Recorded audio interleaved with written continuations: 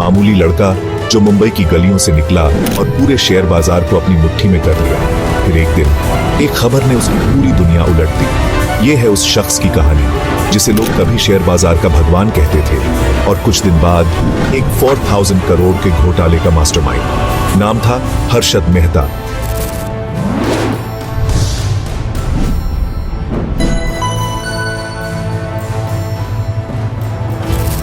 ये कहानी है हर्षद मेहता की। शुरुआत होती है रायपुर से। घर की हालत खराब, पिता बीमार, बिजनेस डूबा हुआ। हर्षद आया मुंबई, कॉलेज में दाखिला लिया, पार्ट टाइम जॉब की, फिर एक बीमा कंपनी में काम करने लगा। यहीं से जुड़ाव हुआ शेयर बाजार से। 1980 में पहली बार बंबई स्टॉक एक्सचेंज की ट्रेडिंग रिंग में कदम रखा। बिना किसी बड़े बैकग्राउंड के, लेकिन आत्मविश्वास जबरदस्त था। पहली ही ट्रेड में 2000 रुपए का घाटा हुआ, पर हर्षद पीछे नहीं हटा। वो सीखता रहा, ऑब्जर्व करता रहा और जल्दी ही एक कामयाब जॉबर बन गया। जल्द ही उसे समझ आ गया कि अगर अंदर की खबर पहले मिल जाए तो खेल बन सकता है। उसने यूनियनों से दोस्ती की, इनसाइडर न्यूज ली और उसी आधार पर ट्रेडिंग शुरू कर दी। फिर आया पंप एंड डंप फॉर्मूला। सस्ते शेयर खरीदो, प्रचार से कीमत बढ़ाओ, ऊंचे दाम पर बेच दो। 1982 में बाजार गिरा। हर्षद को 10 लाख का नुकसान हुआ। पत्नी के गहने तक गिरवी रखने पड़े।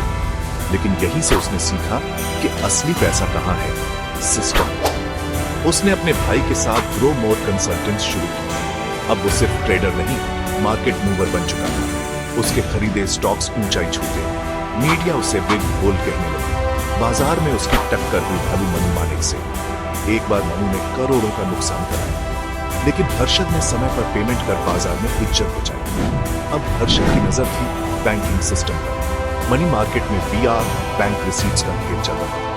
हर्षद ने नकली बीआर बनवाकर बैंकों से पैसा लिया और उसे शेयर बाजार में लगाया। बाजार में उछाल आया, 10 से एक्सपोर्ट में लगा। लोग उसे शेयर मार्केट का भगवान मानने लगे। 1990 से 1992 तक वो दौर हर्षद के नाम रहा। 29 लग्जरी गाड़ियां, 15,000 स्क्वायर फीट का बंगला, हर अखबार में उसकी खबर। लेकिन जैसा हर बुलबुला फूटता है, वैसा ही यहाँ हुआ।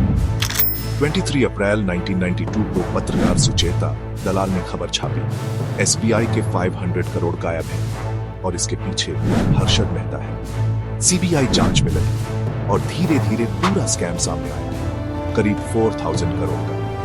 4 जून 1992 को हर्षद गिरफ्तार हुआ। कोर्ट, जांच, बदनामी सब झेलता रहा। फिर 2001 में सिर्फ 47 साल की उम्र में पुलिस कस्टडी में उसकी मौत हो गई। कोई उसे ठग मानता है, कोई उसे जीनियस, लेकिन इतना तो तय है, हर्षद मेहता की कहानी भारतीय फाइनेंस की सबसे फिल्मी, सबसे चौंकाने वाली और सबसे यादगार कहानियों में से एक है। Like, share, subscribe now.